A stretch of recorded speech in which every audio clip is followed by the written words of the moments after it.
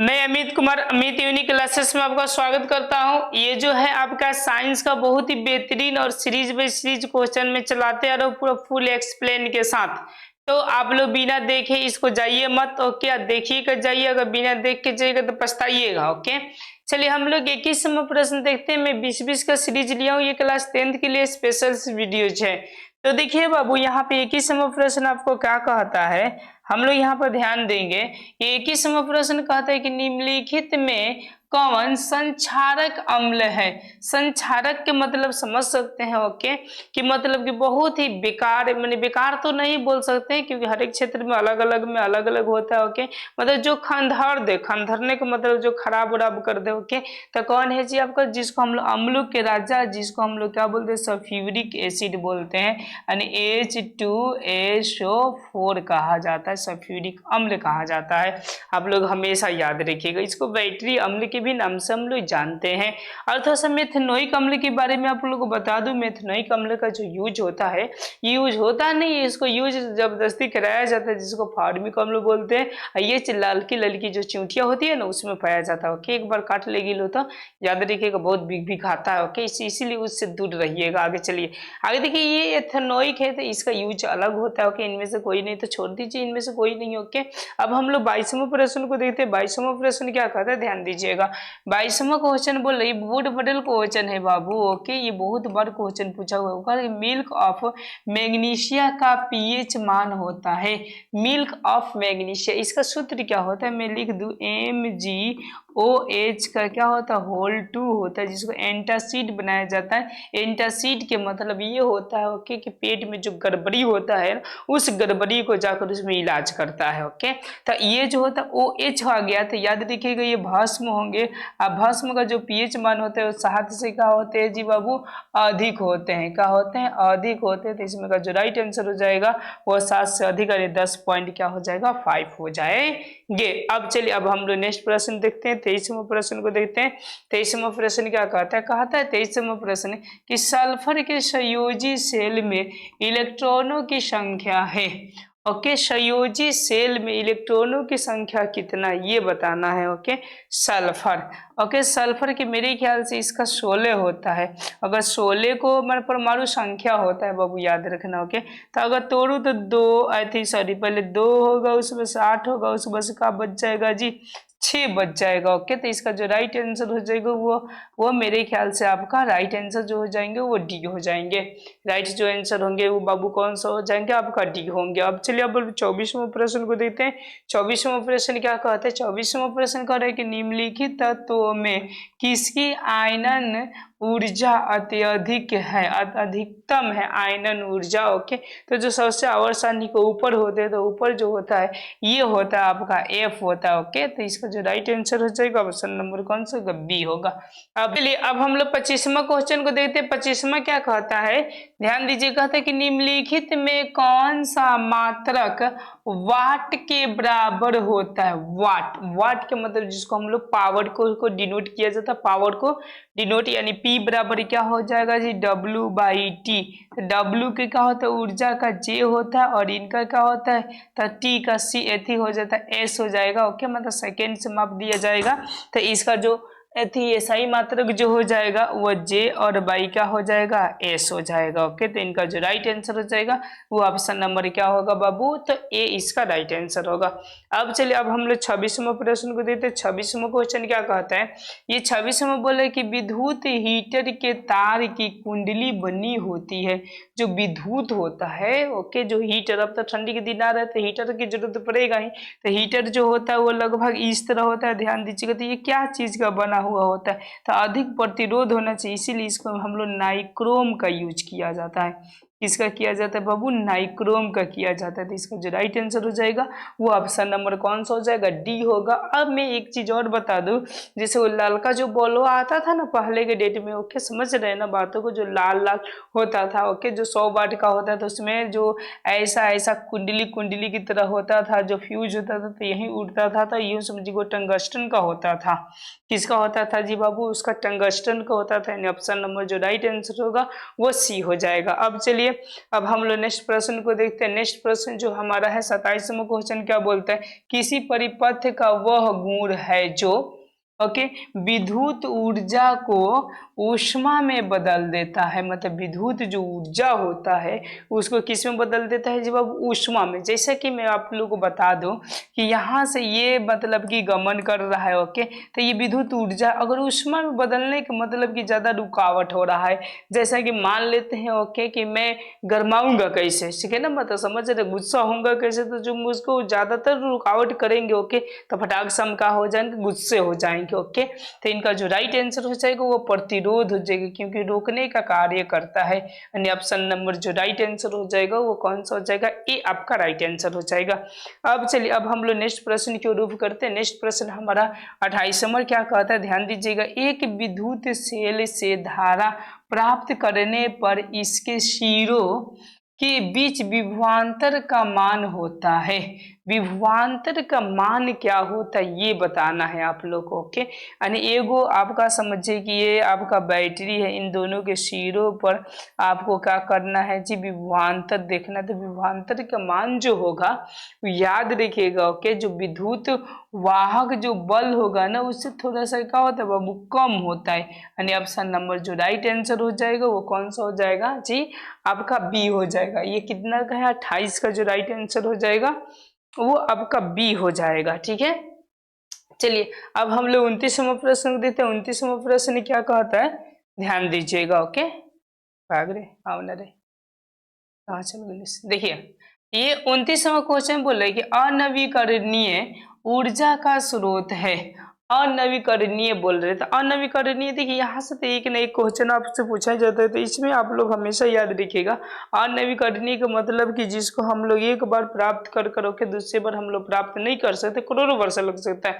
तो क्या चीज है जी, कोयला है जो करोड़ों वर्ष लग जाते हैं उत्पाद करने में ओके। पवन जल और सूर्य तो आपको लोदो लोदो मिलते ही रहते हैं, समझ में आ गई ना बातों को। चलिए अब हम लोग कितने नंबर देखते हैं, 30 नंबर देखते हैं क्वेश्चन को। 30 नंबर क्या बोलता है, देखिए ध्यान से बोलते हैं कि तरंग दैर्घ्य को समानतः व्यक्त किया जाता है।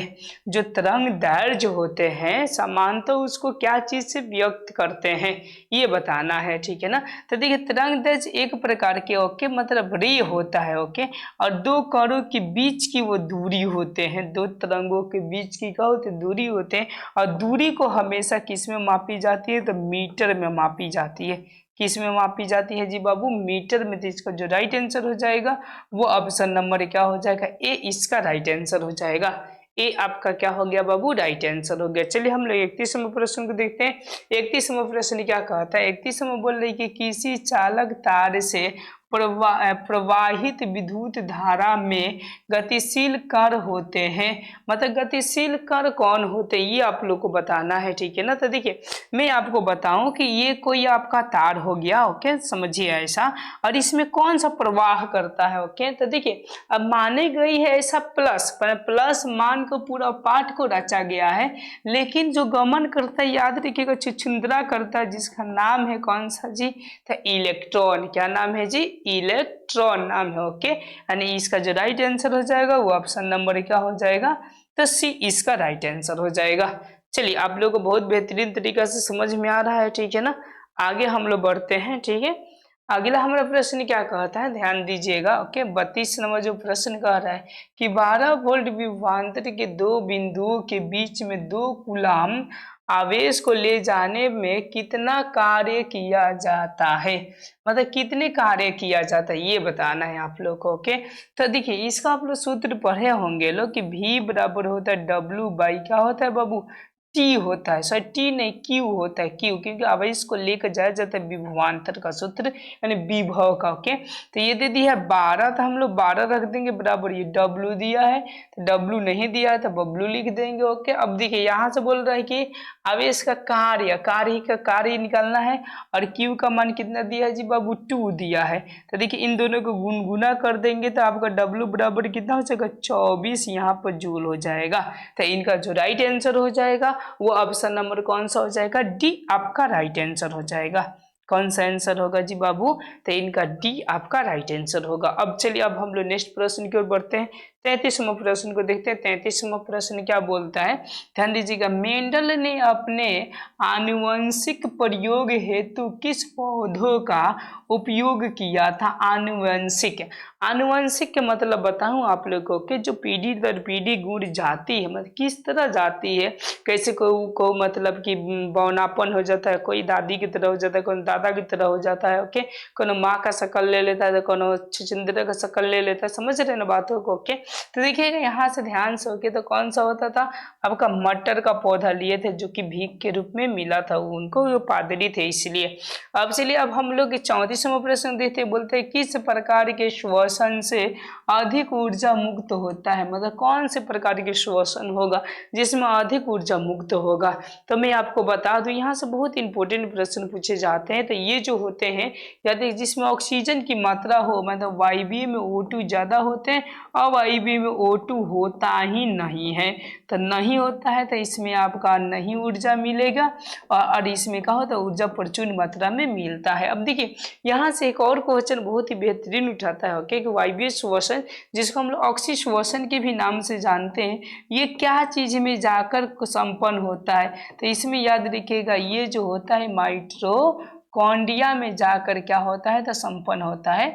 कॉन्ड्रिया में जाकर क्या होता है जी बाबू? संपन्न होता है। इसको आप लोग हमेशा याद रखिएगा। ये जो होता है वो कोशिका द्रव्य में हो जाते हैं, और इनमें जो होते हैं वो कितने, टोटल मिलाकर 38 ATP का निर्माण होता है, और इसमें याद रखिएगा कितने होता है, 2 ATP का निर्माण होता है, ATP का। इस बात को आप लोग हमेशा याद रखिएगा। अब चलिए अब हम लोग नेक्स्ट प्रश्न की रूप करते हैं। नेक्स्ट हमारा प्रश्न क्या है, ध्यान से समझिए, ओके।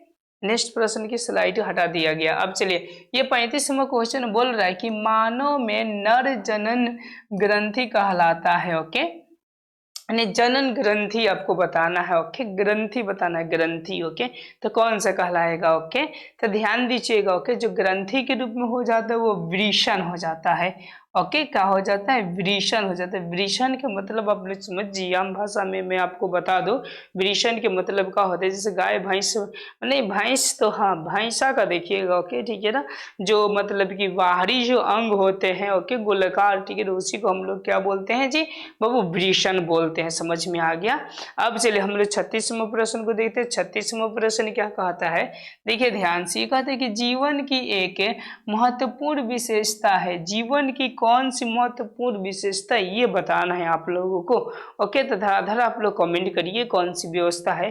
देखिए अणु की गति तो होता ही, ओके, संग, असमन्वय तो होता ही, संग तो मतलब बाई चांस कोई अपनाते हैं, ओके, ये वृद्धि होते रहता है, क्या होता रहता है, वृद्धि होते रहता है। अब आप ये मत समझिए कि मैं 2 फीट हूँ तो 4 फीट हो जाऊंगा, 4 फीट हूँ तो 10 फीट हो जाऊंगा, ऐसी बात नहीं, ओके, जैसे कोई इसका कट गया हाथ का, ओके, जैसे कि लोग मेथी में काटते हैं, मेथी में, समझ रहे हैं ना, तो यहाँ की कोशिकाएं क्या हो जाती है, पुनः आ जाती है, तो यही होता है वृद्धि होना। मर जाने के बाद से तो समझिए खत्म हो गया बाजार। आगे चलिए हम लोग 37वां क्वेश्चन को देखते हैं। 37वां बोलते हैं कि स्वपोषी पोषण होता है। स्वपोषी की अगर बात की जाए, स्वपोषी का मतलब खुद अपने आप भोजन बना लेने का गुण किसमें होता है? तो मैं आपको बता दूं कि वो पौधों में भी होता है, क्योंकि क्लोरोफिल आपका उसमें पाए जाते हैं, प्लस में कुछ प्रोटिस्टा भी होते हैं, कुछ प्रोकैरियोटिक भी होते हैं। ऑप्शन नंबर जो राइट आंसर हो जाएगा वो कौन सा हो जाएगा बाबू? सी इसका, सॉरी डी इसका क्या हो जाएंगे, राइट आंसर हो जाएंगे। कोनो दिक्कत आप लोग क्या कर सकते, कमेंट कर सकते। चलिए हम लोग 38वां प्रश्न को देखते हैं।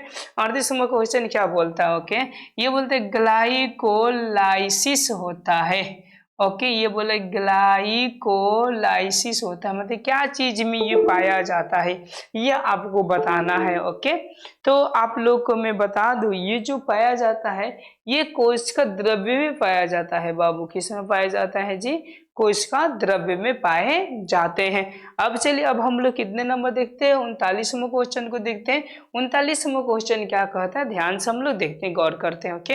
ये बोलते हैं कि तंत्रिका तंत्र की संरचनात्मक एवं कार्यात्मक इकाई को कहते हैं। ओके, संरचनात्मक का मतलब कि समझ सकते हैं कि उसकी संरचना के और क्रियात्मक मतलब कार्य करने की इकाई को क्या कहते हैं, वो भी किसका जी, तंत्रिका का। ओके, तो तंत्रिका की याद रखिएगा न्यूरॉन कहा जाता है। क्या कहा जाता है, न्यूरॉन।